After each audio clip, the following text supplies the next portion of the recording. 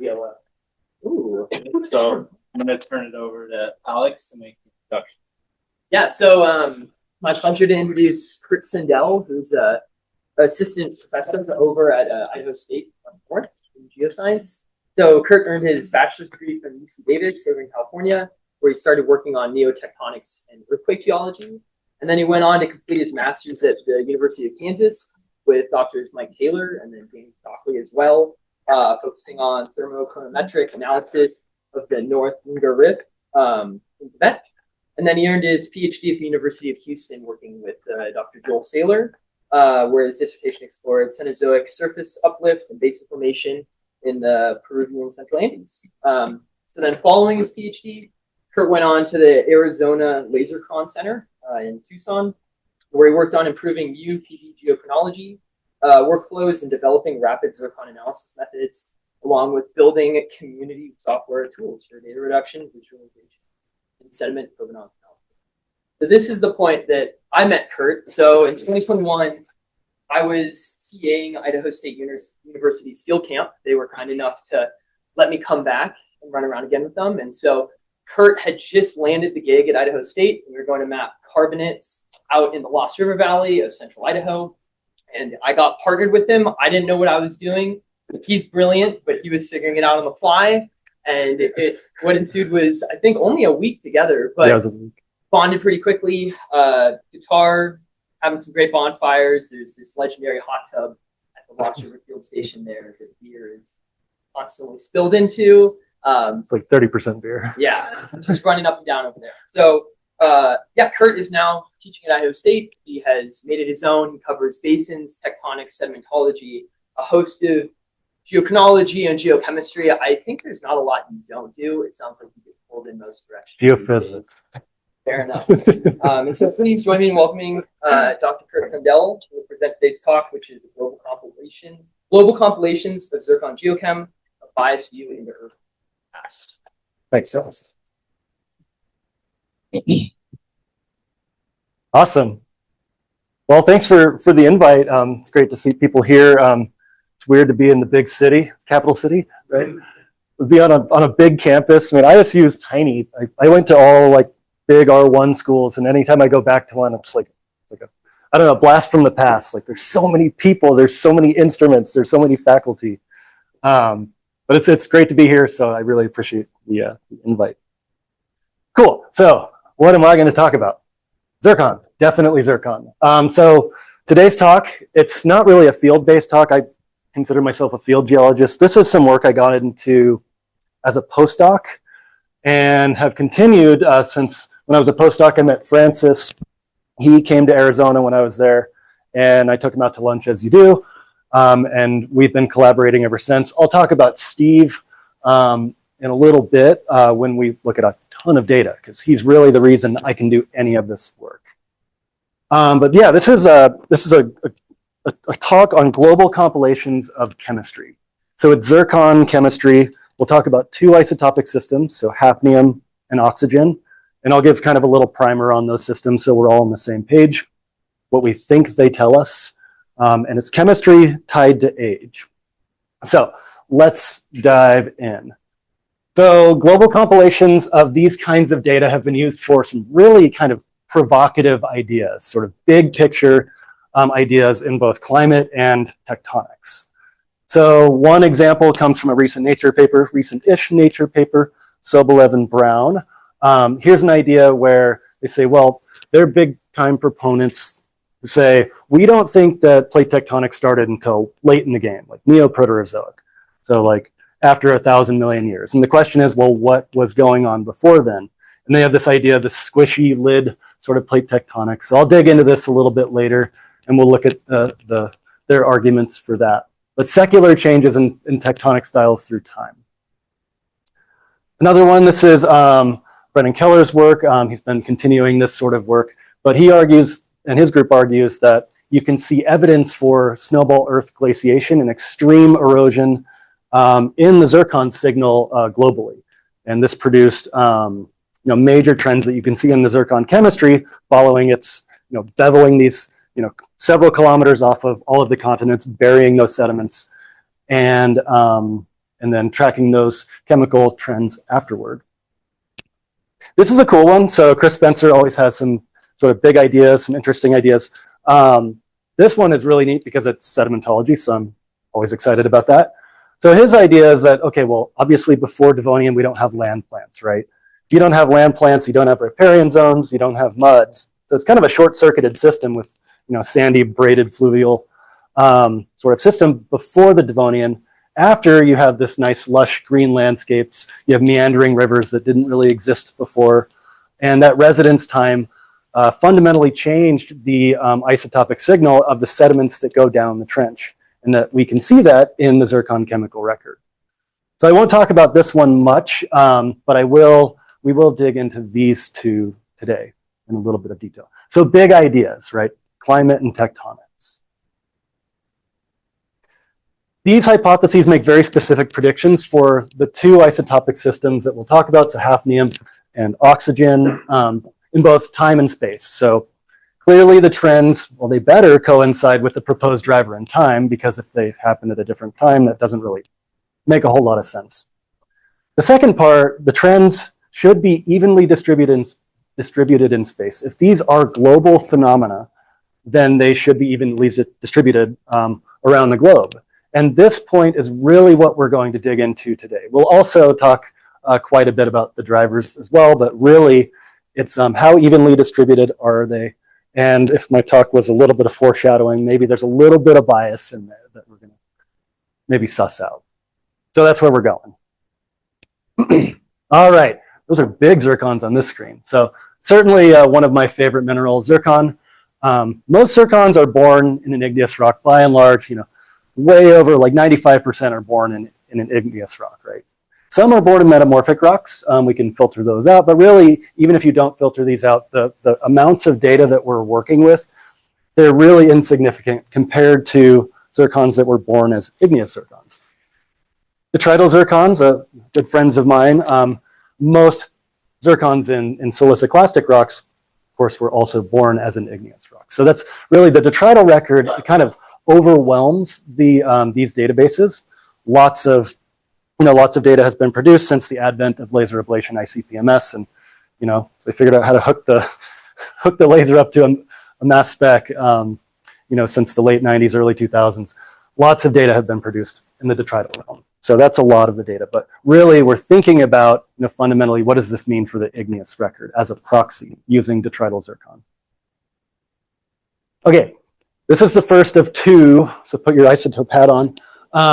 First of two isotopic systems that we'll talk about. This one's the hard one, so bear with me here. This is an atomic chart, so atomic number versus neutron number, isotopic chart really.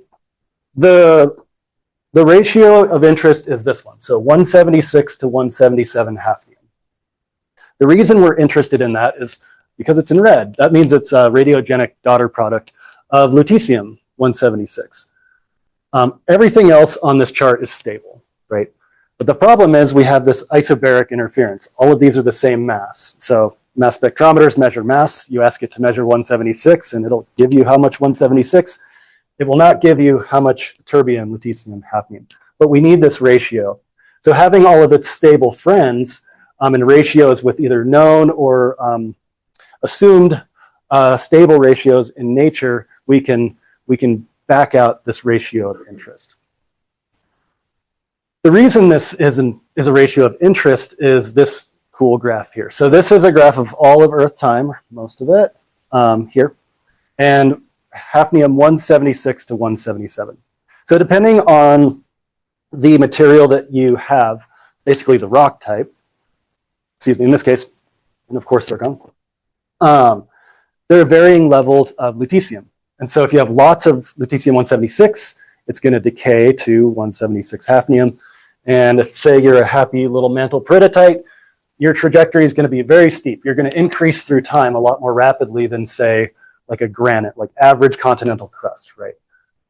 Zircon's a weird one. Notice that it doesn't change through time. So if you're a zircon born at 3 billion years ago, your isotopic composition does not change for hafnium. And that's not because there's not lutetium 176 decaying. It's there. It's in the hundreds, occasionally thousands of ppm, so not a lot, but hafnium is the primary sink of, or zircon is the primary sink of hafnium. So these incompatible elements need a place to go in the crust. And some really smart chemists back in really it was like the mid-90s figured out that hafnium mostly lives in zircon.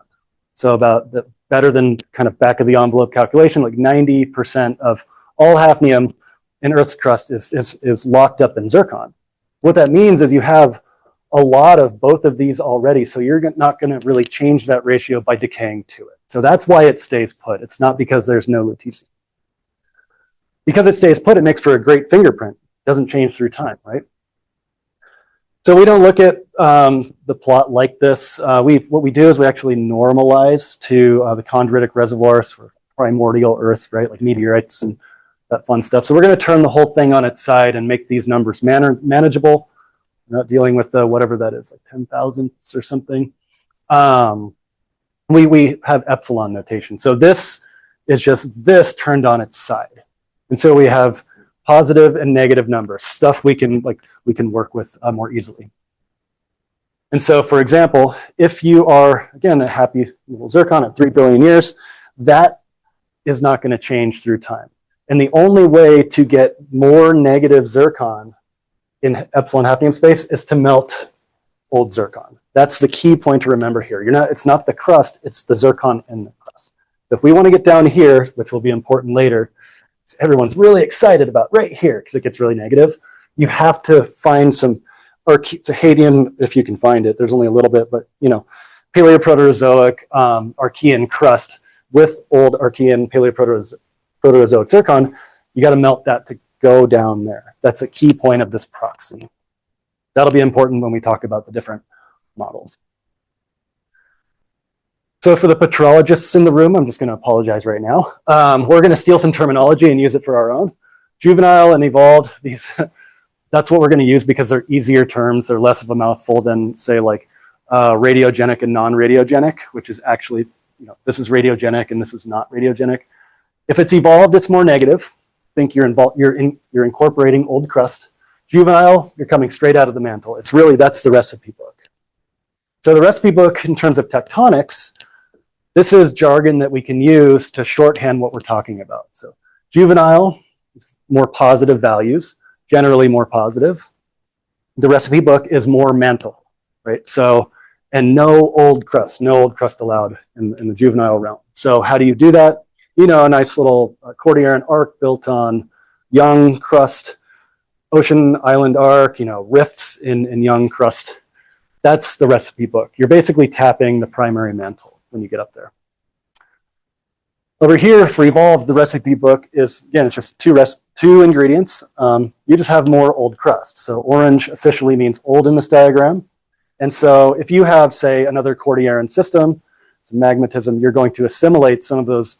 You're going to melt some of that crust and the old zircon in that crust. And the newer zircons will be in sort of the evolved realm. Another way to do this is to erode some Archean Paleoproterozoic crust, put that sand and the detrital zircons therein, subduct those. And even if you're subducting into like some younger crust, it can be pulled down pretty evolved. This is a key sort of player in both of the models. So ancient passive margin, not necessarily an old passive margin, but a passive margin made with ancient stuff, ancient detritus. Cool. So that's hafnium. Oxygen's way easier. It's stable. There's our zircon friends again. It's the ratio of 16 to 18 oxygen. So that part's easy. We do the standard thing you do with stable isotopes. For oxygen 18, you compare it to a Vienna mean ocean water standard. Delta notation, delta 18O, life is good. The challenge is what the heck does it mean when you get it out of zircon? And so this is a plot from Robertson Spencer. They were doing similar work where they're looking at global compilations. The folks who really put in the work to figure out what these values mean, you think of like the Eilers, John Valleys of the world, the late 90s, early 2000s. So it's still kind of a young proxy that we can use, but I think a very powerful one, and one that I after really digging into this this was a very new system to me, brand new. I think there's a lot of promise with this, but let's figure out what it means. Okay, so delta notation. So we have enriched, ATNO, and depleted, so positive and negative. Everything I'm going to talk about with oxygen will be to this, call it mantle baseline, this 5.3. It'll always be in this cyan color, because that's what I chose. And so what that means is really when these folks started measuring oxygen and zircon, anytime they would measure, if they could get zircon out of like a mantle peridotite or something like that, basically a mantle rock, they get 5.3 spot on every single time. It's something we can hang our hat on and then think in relative terms to that 5.3. So this is basically mantle. How do you pull this way or this way is a big question mark. And really what it comes down to is interaction with water. And so let's just look at a couple of examples. So meteoric water can get very depleted. Think about like a rain shadow, right? You're raining out all of your heavier delta ATNO, you're going relatively low. If you incorporate that water into, say, a subduction zone somehow with like sediments or rocks, then let's add some rocks on there, you can pull toward the left here, toward more negative values, depressed, depleted values. So if you measure basalts, they're a little lower than that 5.3. Seawater is naturally that way. So you don't really pull that far unless you only have water. What people get excited about is going the opposite direction. So how do you do that? If you just melt some granites, so you turn that into a melt, the waters therein in I-type and S-type they can have more enriched waters, right? They're interacting at the surface. S-type granites were once like sedimentary, right? You can elevate these values. But where you can really pull these values positive is just subducting the sediments themselves. It's had the most recent interaction with meteoric waters, and it doesn't even have to be meteoric on the continental realm. The same thing happens with marine realm. So the idea is if you subduct a lot of sediment, you can elevate these values, right? And so that's the second proxy that we're going to kind of like try to hang on to. Weird system, right? Cool stuff. Okay, so here's some papers. All of these really provocative papers, some pretty big names on here. So Sobolev and Brown, we're going to dig into this one in a minute. So surface erosion events controlled evolution of plate tectonics. Basically, the sediment is a light switch for turning on and off plate tectonics, is what they say. And so if we had plate tectonics, turn on in late, then what happened before that? Definitely Warren Hamilton, late, great, often contrarian Warren Hamilton, a proponent of this sort of late stage onset of plate tectonics, also not a big fan of plumes. If you, some other folks in this realm, but if we didn't have plate tectonics until the Neoproterozoic, what did we have before? And that's where Bob Stern comes in, and he's very much a proponent. He's still publishing. This is a very recent paper. I think this is 2022 or something. Been a big proponent of this for a long time. The single lid tectonics, like think like Mars type, right, or lack thereof. This is Brennan Keller's work. We'll dig into this one a little bit and look at their arguments and data. So Neoproterozoic glacial origin for the great unconformity. Basically, cover the whole Earth in ice and maybe bevel off several kilometers off of every continent. Put that sediment into the trenches. You should see an uptick in that delta 18O, right? And so that's sort of some of the evidence that we'll dig into. Big picture ideas, climate, tectonics, the two knobs, right? So what I always tell my SED class is like there are two knobs. It's climate and tectonics. So the Zircon record bears on both of these. Okay, so here's Sobolev and Brown. This is like the classic, as my postdoc advisor would always say, like you just throw like apples, oranges, bananas, pears onto the same graph and just see if anything kind of lines up. So don't worry about these axes. They're not terribly important. I've labeled the wiggles that I would like you to pay attention to. Age is on the x-axis, so there's 4 billion years to present. And so oxygen 18O is the first one. So elevated values, lots of sediment, right? And so C is lots of wiggles, and then a huge uptick here, and it goes down, huge downtick, and then a huge uptick. And then it kind of wiggles out. Hafnium has sort of the opposite, so sort of a downtick there and a downtick there. This one's perhaps a little more obvious, but this is a global compilation of these data. And so what these authors propose is that these are, if you have lots of sediment going into the trenches, that is lubrication for the trenches to actually even be active. It's basically a light switch. For, before that, for the first one, you don't have subduction, the rise of the continents, right? Then you have a couple of these events. The boring billion, which I would argue is not boring at all, if you live in Idaho at least. A lot of mesoproterozoic rocks out there. There was not plate tectonics here, and that's where they come up with some other ideas. And then that huge uptick, lots of sediment, that's really like Gondwana. It's the Gondwanan supercontinent comes together, then segues into Pangea. Lots of sediment in the trenches, and boom, we got tectonics again. We did it. So this you've seen this image. I didn't explain what this actually is. So this is a perspective view from below. So what you're looking at is retreating subducting slabs. And that's how it actually comes down to Rayleigh-Taylor instabilities. It's a wild paper, it's a wild ride. Interesting ideas, right? These are big picture ideas. And then you have to have something in between, and that's what they call their squishy lid. So that's, it's a fun read. Okay, so that's one. This is the second one. This is Brennan Keller's work. Very excited about the great unconformity in snowball Earth. So here, this is a figure that I modified from their paper to turn, I just turned the axis the other way. A lot of wiggles, some binned averages. So let's put some text up there that you can actually read. So we have hafnium through time, oxygen through time. So Sobolev and Brown had something similar here, right? And then what they do is they bin these and then average them. And then they figure out like, what's the covariance between this and this, be it positive or negative. It doesn't matter how much covariance.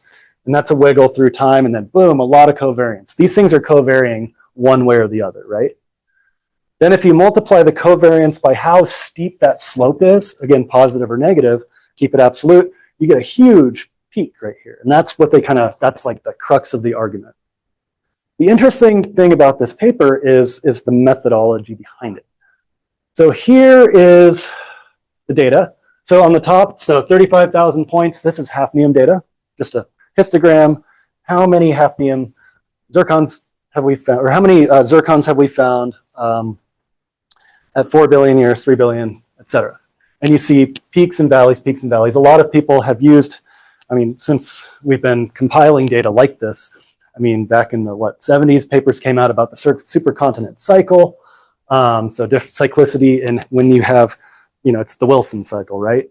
And they say that's not fair. This is inherently a biased representation of what is preserved, what is sampled. So what they do is they resample this and using a Monte Carlo, just resample over and over, inversely to data density. So English, that's sample this less than this. So sample these lulls more. And you try to level out the playing field as say. And then so notice that now we have 10 million points. That's what this is, these bins are actually based on, is this posterior of this approach. So that's the data that they actually work with. So it's a model on a model, right? The question is that appropriate? Is it appropriate to resample what are inherently kind of outliers in the system? So I'll dive into that a little bit more later. That's the problem. So before Steve puts the co-author on this work, all of these data, with the exception of John Valley's like 2005 paper, epic paper, are they're devoid of geographic context and geologic context. They're usually trying to interpret geology, but they're devoid of geographic, like they don't have latitude, longitude. We don't know where they come from. So go here, where do these data come from? You have to go into the supplemental material or the original like 500 papers that went into this database. And that's where this work really comes in, and it's because of Steve Putz. We're going to look at the data a little differently, something that sort of facilitates looking at high density data. So here's a plot. It's a low n, call it. So n equals 1. Just age versus hafnium. So what we're going to do is construct a bivariate kernel density estimate. And what that means sort of conceptually is we're going to add a Gaussian curve to the X and the Y axes, impose some set uncertainty because it makes the math a lot easier and there's a lot of statistical arguments to do so that I won't get into. Then we'll mathematically just combine those into a three-dimensional Gaussian curve, which is really just like a heat map, right? And so what you're doing is you're looking down on like the Z-axis. So that's like high data density right there. And what you can do is, you know, if you have, say, I don't know, 32,000 points, you can do this for 32,000 Gaussians. It turns out you can't just, if you try to code that up, like I may or may not have tried, and my code took like 40 hours to run the first time I tried to run it. There's a better way to do it. Just a little mathematical trick. You take the scatter plot data and just apply a discrete cosine transform, put in your Gaussian and then invert that, and you get mathematically the exact same thing, and it takes like 10 seconds. So I have some software if anybody wants to, you know, if you don't want to do the math, but you want the heat map, let me know. It's on my GitHub somewhere. There it is, there. But you can make these really pretty plots, but also they're very informative in terms of data density. My postdoc advisor would say I made the greatest procrastination tool he's ever seen because you could just like spin this around like Petrel. I put all the color ramps in there, like there's like very patriotic looking ones. There's really weird stuff in there. It's really fun to mess around with. Okay, anyways, let's look at the data and use some of the, let's use this method. And we're going to use this method both spatially and temporally and chemically. So it's a really useful tool. It's used like all across this work. The first paper was that I've seen use one of these heat maps or kernel density estimates in 2 dimensions is Chris Spencer's like 2013 or 14 paper. We're late to the game. The rest of the scientists have been using him for a long time. Okay, so this is a map of Earth.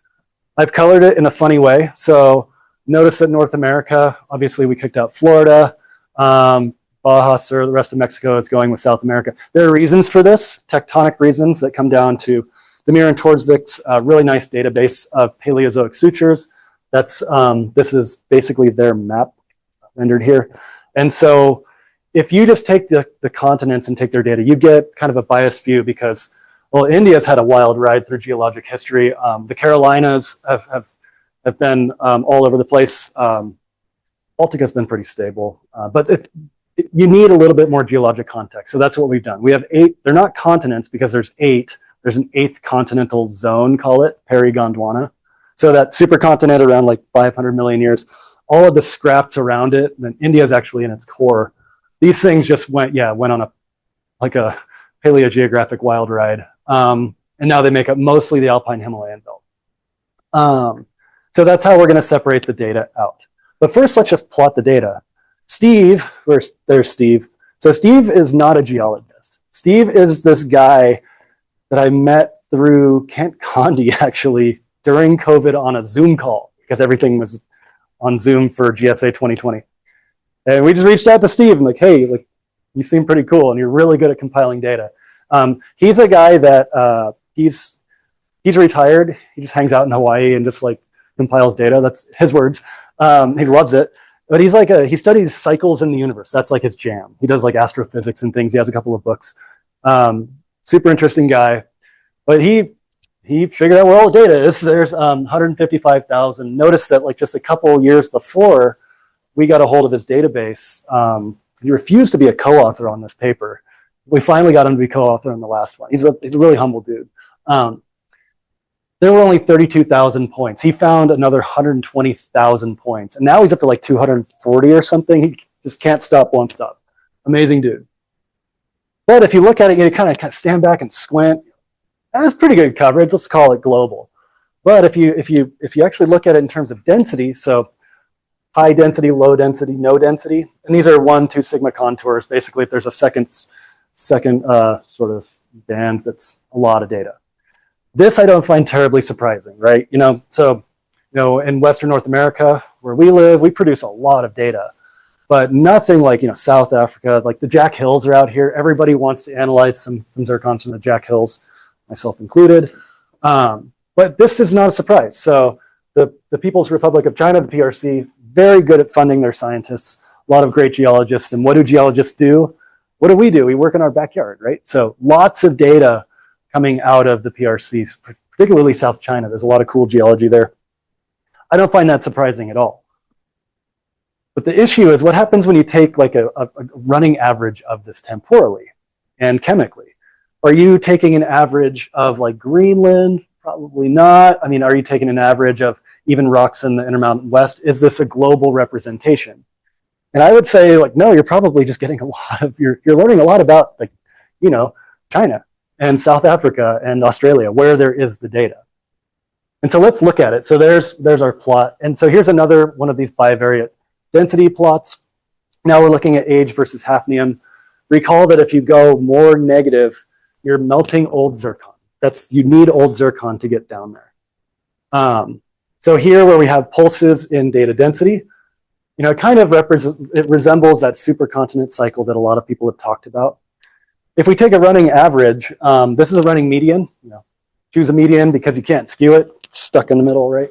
A mean you can really skew. Like if we threw a mean at this would go probably way down here and mimic this guy because you're pulling in those outliers. And that's actually part of the issue. So not only is that what's happening here, but recall that they're actually sampling what are really inherent outliers more and inflating that, which leads to that, which leads to that, which leads to a different interpretation. And so it's pretty muted here. It's not even the biggest signal in this global trend. And again, what is this a trend of? Where is most of the data, right? So that's part of the issue. We'll unpack this a little bit more in a couple of ways. So let's do it spatially now. Let's take the different continents, so or continental zones, call them, because we have our friend Harry Gondwana perimeter, and let's take all of the data here, all of the data here, you know, and separate them out into a whole bunch of graphs and make a slide that's way too busy. There it is. So we have 8 different zones, right? Africa, Antarctica, Asia, Australia. Alphabetical order here, and notice that they're different. And this is like, you know, I just don't think it's surprising. If this was a global representation of a running average or something you can actually interpret as global, this is a problem, right? And so what's cool about this, I'll never forget this because this turns out to be a really nice exploratory tool where you don't know what you're going to find. You can go into any of these peaks in data density and you can figure out what they are. Like I remember I was in my grad or postdoc office, and like lights had gone away. You know, I hadn't even turned the light on. And I'm like nerding out about like the different Scandinavian orogenies. There's like this 4-part orogeny, and my wife's calling. She's like, "Where are you?" I'm like, "You have no idea about the Scandinavian tectonic realm in the Mesoproterozoic. It's wild." And she's like, "You got to come home and eat." Cool exploratory tool. Any one of these you can pick out. Yeah, it's like I didn't know much about the Musgrave Albany Fraser Belt. You know, you can get really far back in deep time. Kennerland or Kenor, that's like the first supercontinent that we know of. Yeah, really cool tool. So that's part of it. Every one of the peaks in data density, the punchline is they correspond to a tectonic event. I don't think you can get away from that. And that makes sense. Where do you get zircons? Where are they born? You know, they crystallize out of magmas, right? Or, you know, they come out in lavas. But you need tectonics, right? You need orogenies. Look at the Andes go. And the other thing to note here, where are you at, Grenville? There you are. So Grenville, in terms of how positive it is in epsilon hafnium space, looks a lot like the Andes. And if you talk to the Chris Spencers of the world, they say, well, yeah, because that's what we call an external origin, right? So basically analogous to the modern circum-Pacific Ring of Fire. So that's what we think the Grenville looked like. And hey, chemically, there it is. It's just a little older. So here's a running median of all of these. And again, note that they all look different. What I want to highlight is that latest Neoproterozoic sort of band. And where is that big pull down?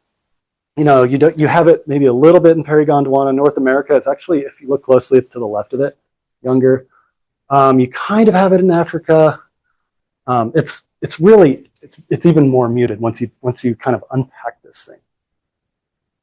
Cool. I'm doing on time. So let's do this, like kind of rinse and repeat and do the same thing with oxygen. Okay, so here's the data. There's a lot less data. Recall that this is like a newer proxy. And so because of that, well, I made the points bigger, but that's not the point. So 1,000 million years to present. I'm cutting it there because there's so few data before that, and most of it is just Jack Hill's stuff. If you look earlier than this, it's all like the oldest zircons we know that everybody's excited about. The database is a lot smaller. The full database is only about 10,000. So most of it is in the earliest Neoproterozoic to present. So 1,000 million years to present. That's what we're going to be looking at. But let's play the exact same games. First, let's look at data density. That kind of looks familiar, right? Again, not a surprise. Friends in PRC doing a lot of good work, producing a ton of data. And it's all coming from those rocks, just like we do out here. So since I moved to Idaho, I mostly work on rocks in Idaho. And so, again, not a surprise. You take a running average of that. This one's kind of wild. So this is a running median. Again, so you see a huge downtick, huge uptick, and all of these trends have been interpreted as something. There's a lot of very recent literature coming out right now on this one that I'm not going to talk about. But this is that mantle baseline. So recall, up is lots of sediment into the trenches, right? Down is something weirder, and we'll talk about that later. Okay. Somewhere. Very good. Thank you. I broke it. This is what you get when you invite me down. Okay. No more moving my hands. All right, so let's do the same thing that we did before and take the individual continental zones and plot them up in a busy slide. So everything is against this mantle baseline, cyan color. And these are running medians, just like before. And notice that sometimes there's action, sometimes there's a slope and sometimes there isn't. That corresponds one-to-one with where there's data density. Again, not a mathematical surprise that there's a huge change here where you actually have data.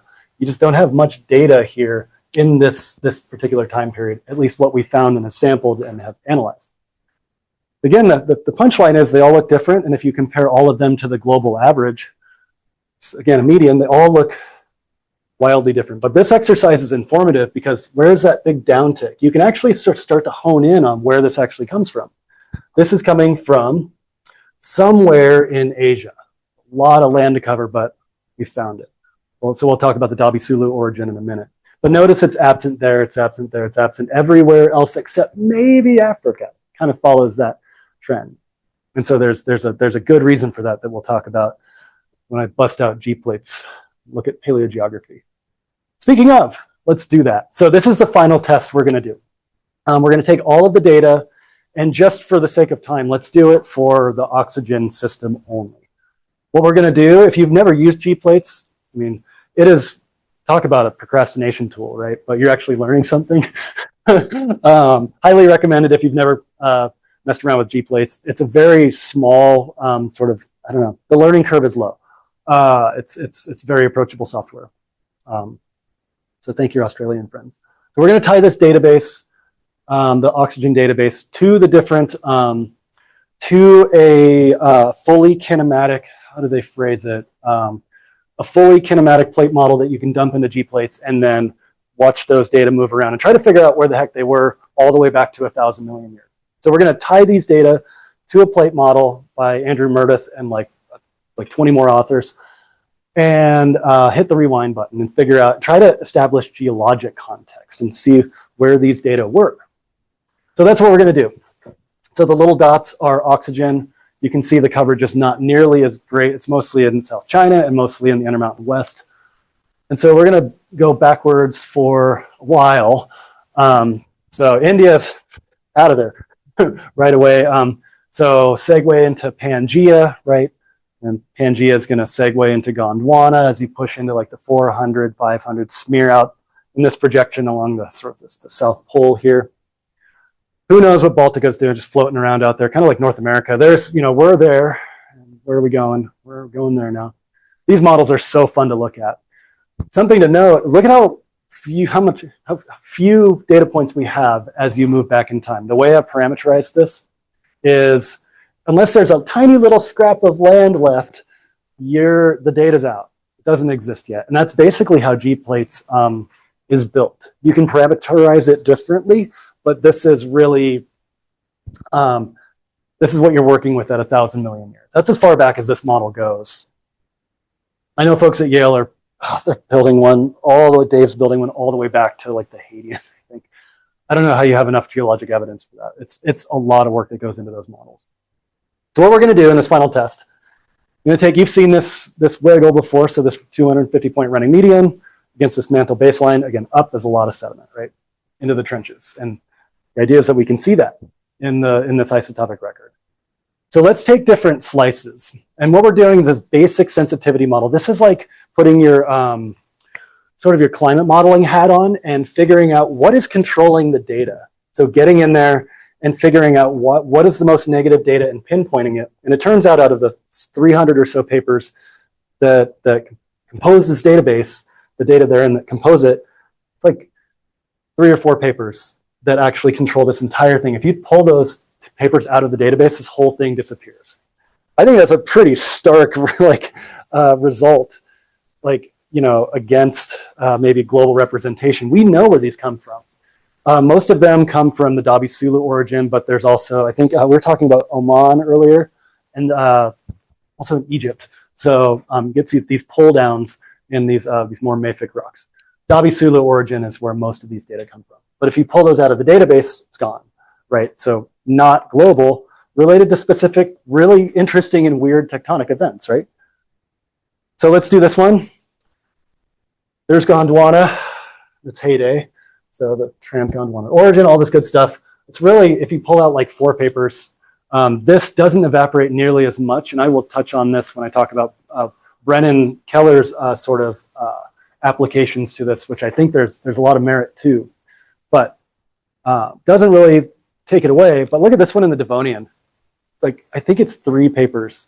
There's Dweem's work, Bruno Dweem's work, and then there's a couple of, I forget the batholith name, and it's in Nova Scotia.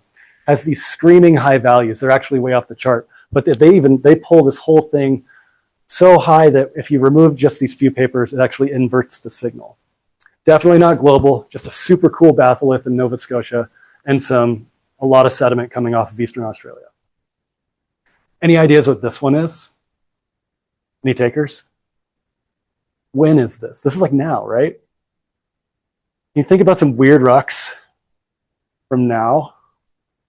Maybe like not far from here? Coming from a caldera near you? It's Yellowstone. That's mostly Yellowstone. There's a little bit of Iceland data in there. This is like all Ilya Bindemann's work. That's just been chasing these super low values for a long time. This is in our backyard. So imagine if we sat here for 1 billion years and we look back at this record and say, is that a global signal, or is it just some like super weird rocks in the Intermountain West? So this is cool. So recall that the Keller work did this resampling routine, right? And I wasn't trying to poo-poo it. I think there's a lot of merit to it. In the 2019 paper, they didn't have geographic context. They had only temporal.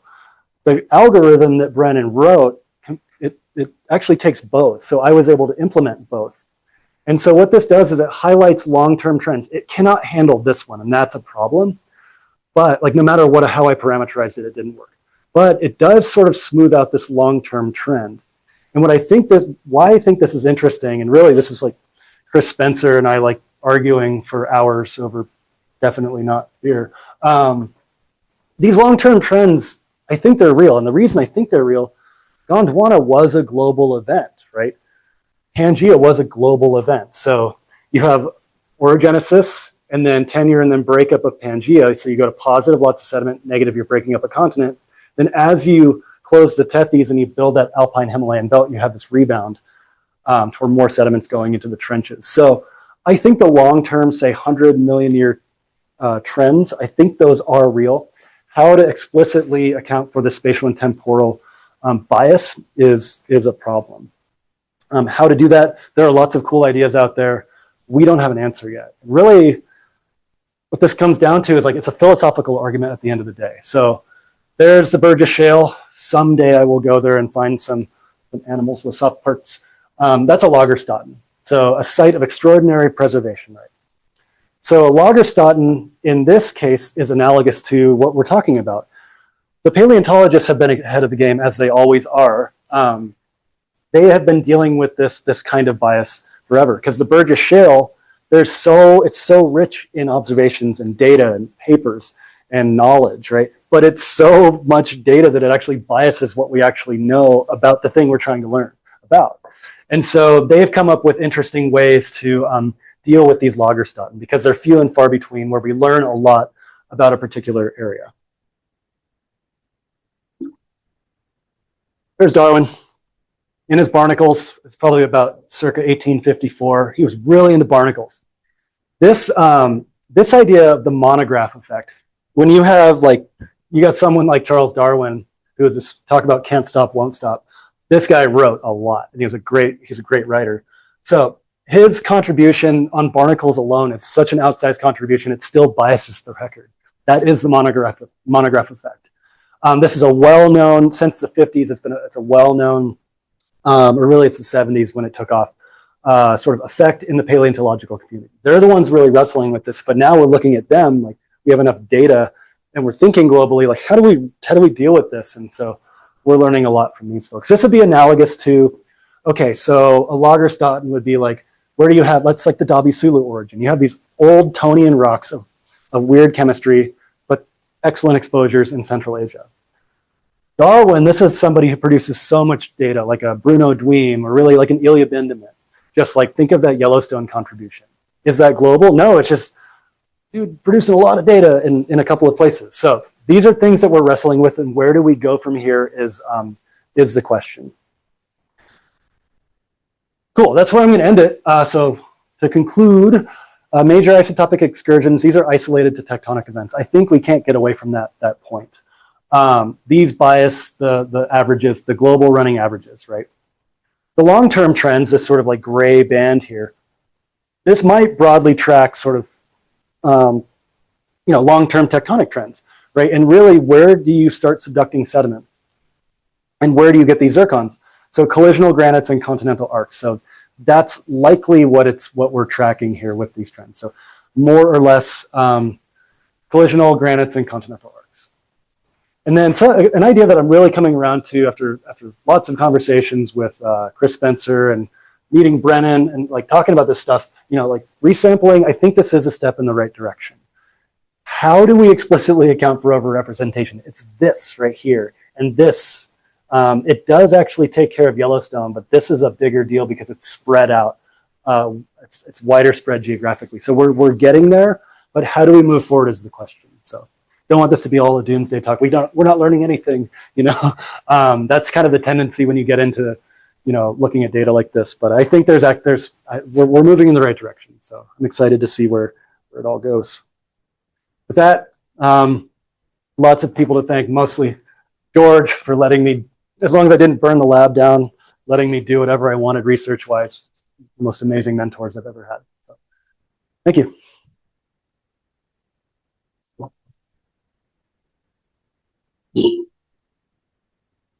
Get all that? Yeah.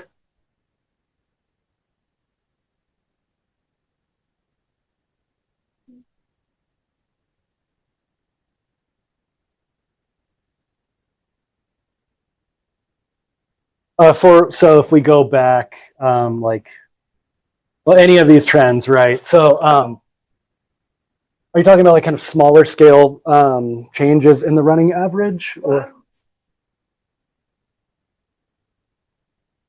Yeah, it is. Mm-hmm. Yeah. Yeah. Yeah.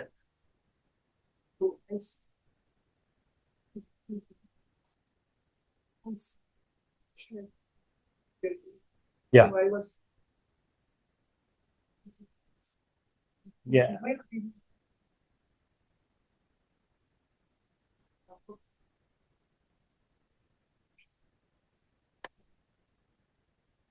For this time specifically, or in general? Okay. Yeah. So if I understand the question correctly, so most of the data in this case does come from this time. There's not a lot. There is data here wherever you find it. It's all about at this sort of, not this baseline, but this baseline. So, but there are cases here where there's just very little data in the Devonian at this time, but we just don't have it. That's why this one's so extreme. I don't know if that answers your question.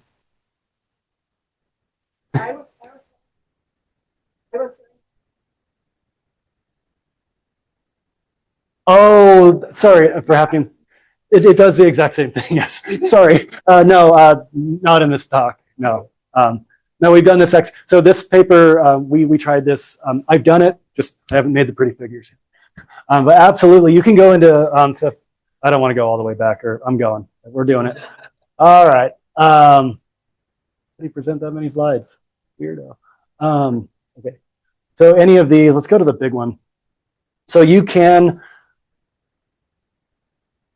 go into you can go into G plates, you can hit rewind and go figure out where these peaks are. And this one, there's not a lot going on that we know. There's just not a lot left of Kennerland, as people have coined it. So where you find these rocks, you're actually limited to just, at that point, you're down to 3 continents or 3 fragments of continents, so 3 cratons. We can pick out, it's part of North America, I think slave cratons in there. Really old stuff, Southern Africa. So yeah, this evaporates. But in this case, which is what I thought you were asking, that's where all the data are. So it does flatline. In other cases, there are lots of other data that just have a completely different signal because there's a completely different tectonic regime at that time. But yes, the answer is yes. Yeah. An interesting problem. We're encountering something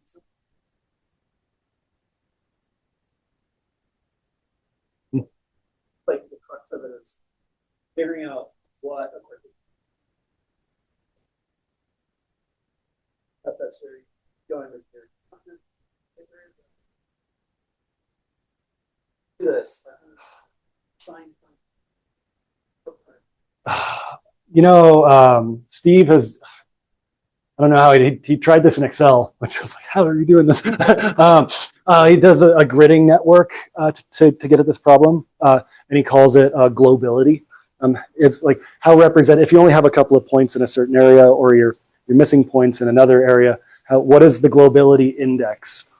So he wrote a paper on that.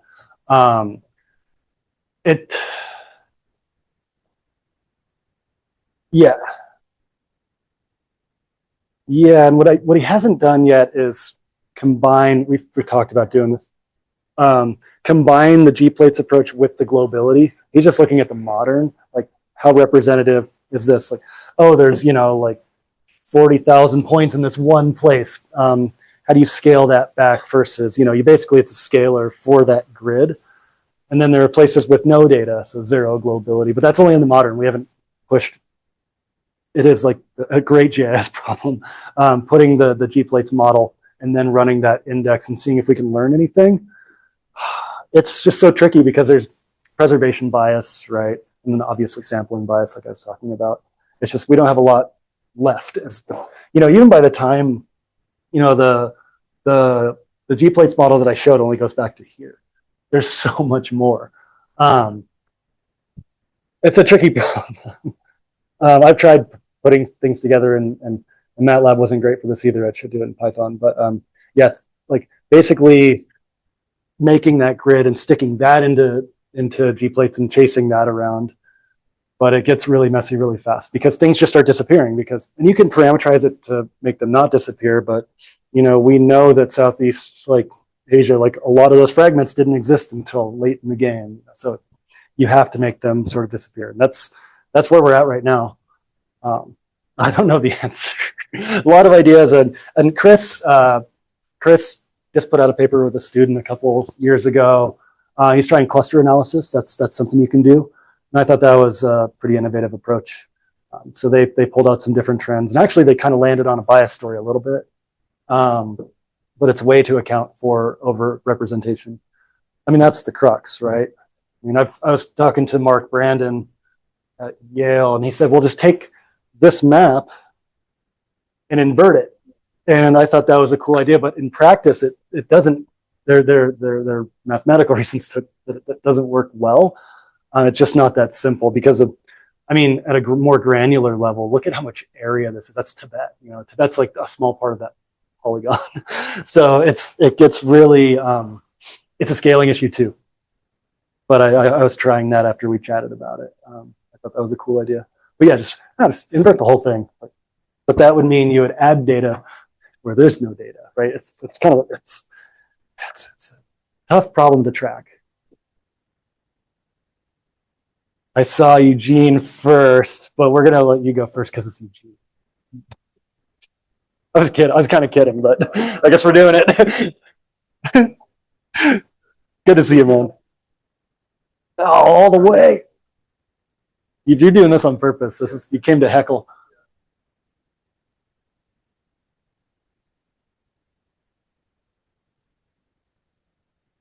Uh-huh. Climate.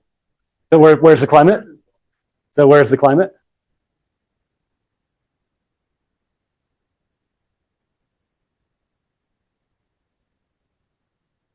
This is where Ilya comes in.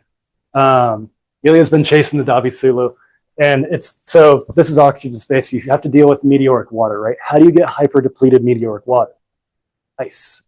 And so they're localized glacial effects or not. But I'd argue, yeah, there's some ice up at Yellowstone, but like that's not the only control. I don't think we actually understand the fractionation yet, and that's what he's really digging into.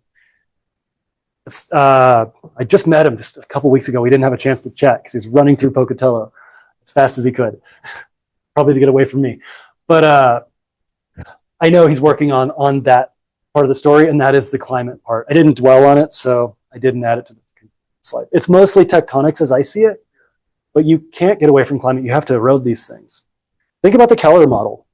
The Keller model requires that you have global glaciation, snowball Earth.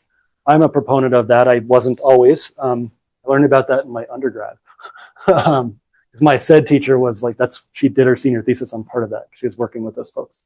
So I always thought it was a crazy model. I think it totally works in a lot of ways. There's a lot of data to support it. But Keller's take on it is that the glaciation lowers the continental freeboard, right? In other words, you're beveling off 1 to 3 to even more kilometers off of all continents. If you look at continental glaciation, that's not what's going on today. Yeah, there's some sediment coming out of wet bottom glaciers versus dry. I'll talk to Glenn in our department. He's our glaciology guy, but that's just not what continental glaciers tend to do. They don't bevel off whole continents, right? Greenland's just kind of sitting there isostatically below sea level, right? Same with Antarctica for the most part. So the climate side is you have to erode, you have to get the stuff in the trenches. To do that, you need detritus. You need to weather and erode, transport, and weather, and get it into the trenches. You can't get away from the climate aspect if these long-term trends are real. So here, the climate is involved. Global glaciation, I don't know if that holds. I think I just ran circles around your question and didn't answer it, but I'm sure you'll press me on it later. I've known Eugene forever. It's good to see him. Yeah. So, baked into this bit,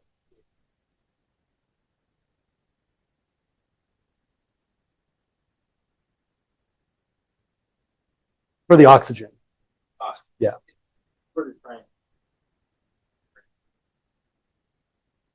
Not necessarily sure that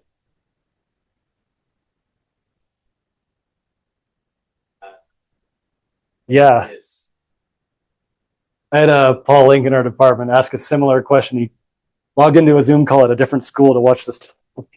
And he's like, well, how long have we had an oxygenated atmosphere? I'm like, oh, Paul, yeah, things kind of break down proxy-wise. I think we just don't understand what it's telling us. That's another reason to keep it at 1,000. That's kind of a cop-out of an answer. But, as I understand the proxy, which again, this is a pretty new proxy, another cop-out of an answer.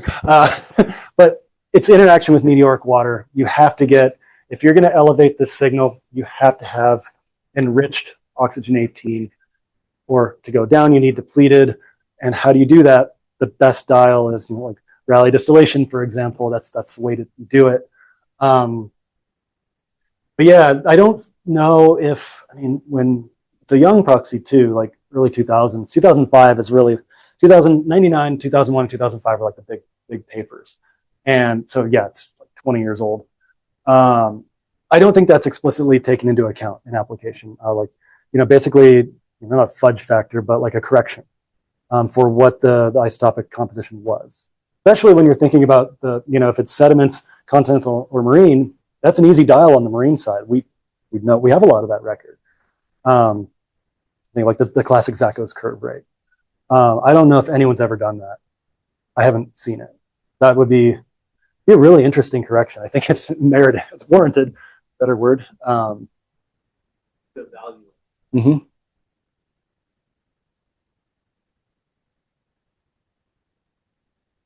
Yeah. Wow, If it is a surface process that's controlling it at the end of the day. I'd argue, I don't think it's solely that because of Yellowstone. Modern analogs, it's like most things are uniformitarian. There are secular changes, so not every, land plants, it's not uniformitarian anymore, how the SED process works. But there's something else fractionating these isotopes that I don't think, if you think about the hydrology of Yellowstone, it's complex. There's a lot of meteoric water going in and out, in and out, in and out. I bet there's something else fractionating those isotopes deep down. I don't know if there's any other way to do it. You have an idea? we should call it Ilya. He knows more about this than any of us.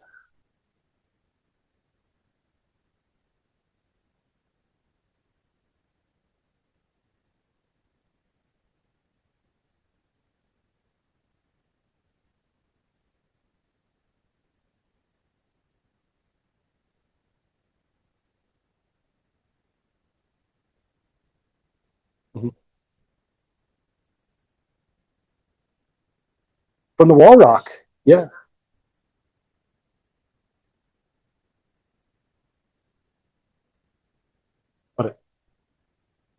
So the country rock is like metasedimentary or something, and actually that was a surface process.